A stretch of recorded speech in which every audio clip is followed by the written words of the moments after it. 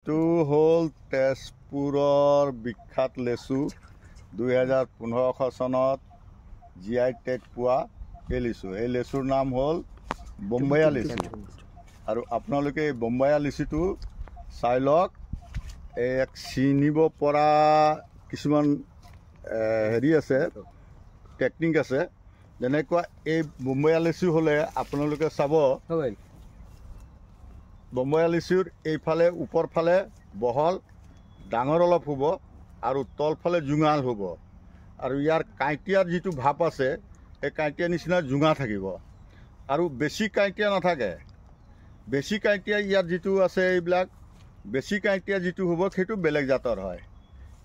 হয়তো ডাঙৰ হ'ব কিন্তু কাঁইটীয়া নিচিনা হ'ব, আৰু ডাঙৰ হ'লে মানুহে আৰু বা বেপাৰীয়ে আপোনালোকক বুৰ্বক বনাই পেলাই ক'ব বোম্বাইয়া লিচু হয়। তো আপোনালোকে ভালকৈ চাই লওক। আৰু বোম্বাইয়া লিচুৰ চাব হ'লে লগত যদি পাত থাকে, এই পাতবিলাক চাব সৰু চাইজৰ হ'ব, আৰু এই গুৰিটোত চাওক অকণমান ৰঙচুৱা হ'ব। যদি পাত আৰু ফলটো আপোনালোকে চাই গম পাব যে বোম্বাইয়া লিচু কোনটো। বোম্বাইয়া লিচুত ইয়াত চাওক, ওচৰলৈ অনা অলপমান এই ঠাৰিটো অলপ ৰঙচুৱা হয়, আৰু এই পাতবিলাক ইয়াৰ বোম্বাইয়া লিচুৰ মিহি হ'ব আৰু অলপ দীঘল হ'ব, বহল বেছি নহয় আৰু ডাঙৰ নহয়, আৰু বেছি সেউজীয়াও নহয়। বেলেগ খচৰ পাত হ'লে সেউজীয়াটো বেছি হ'ব আৰু বহল হ'ব। তাৰপিছত আপোনালোকে এইটো চাওক, যদি আপোনালোকে জোপা চায় ইয়াত বহু পৰিমাণৰ লাগে, আৰু জোপা জোপা থোপা থোপা হ'ব, আৰু ইয়াৰ চাইজটো ডাঙৰ। ইয়াৰ পিছত আহি গ'ল আপোনালোকৰ ইয়াৰ গুটিটো সৰু হয়। কিছুমান বেপাৰীয়ে কি কৰে, মানুহক বুৰ্বক বনাই পেলাই কয় যে এইটো চিডলেছ হয়, কিন্তু এইটো চিডলেছ নহয়। ইয়াৰ কিছুমান হেৰি আছে, আপোনালোকে চাওক ইয়াৰ মাংসটো ইয়াত চাওক, মই বাকলিটো গুচাই দিছোঁ। এয়া চাওক, ইয়াৰ বাকলিটো একেবাৰে মিহি, আৰু চিঙাৰ লগে লগে ই যেতিয়া পৈণত হৈ যাব, ইয়াত আপোনালোকক ৰস ওলাই থাকিব।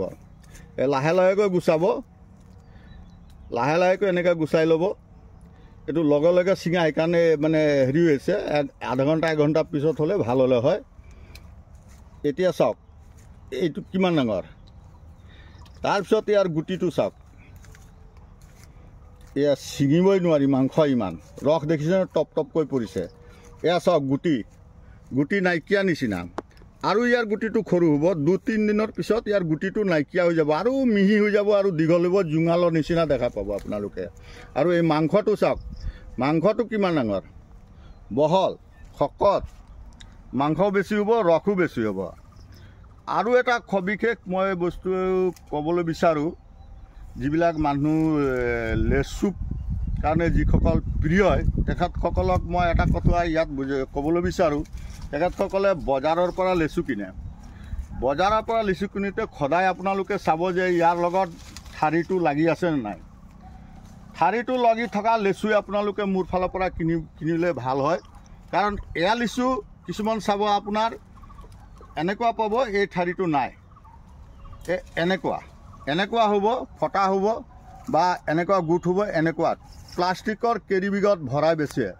সেয়া লেচু আপোনাৰ আমাৰ বাগানত যিটো পৰি যায়, চাব পাৰিব তলত ইয়াত পৰা আছে, ধৰিব নোৱাৰি এতিয়া জংঘলৰ কাৰণে তলৰবিলাক।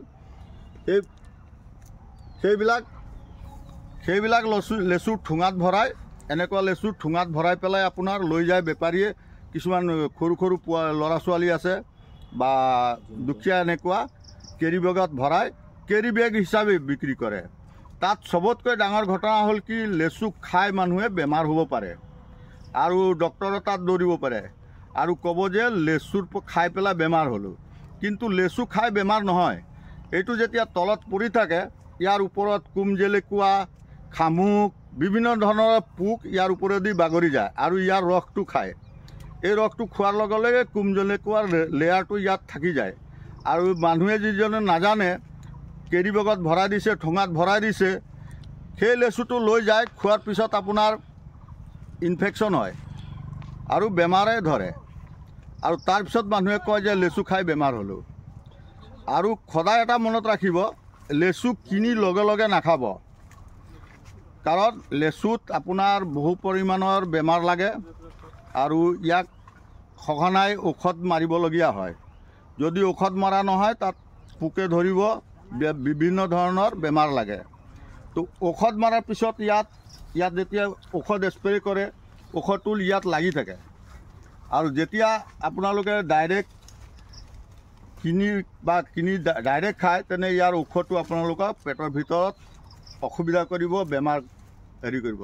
লেচু সদায় চাব, কিনাৰ পিছত ইয়াক পানীত অলপ ধুই ল'ব। ধোৱাৰ পিছত খোৱাৰ পিছত খাব, তেতিয়া আপোনালোকক বেমাৰ বা বেলেগ ধৰণৰ ছাইড এফেক্ট লেচুৰ পৰা নহ'ব। ধন্যবাদ।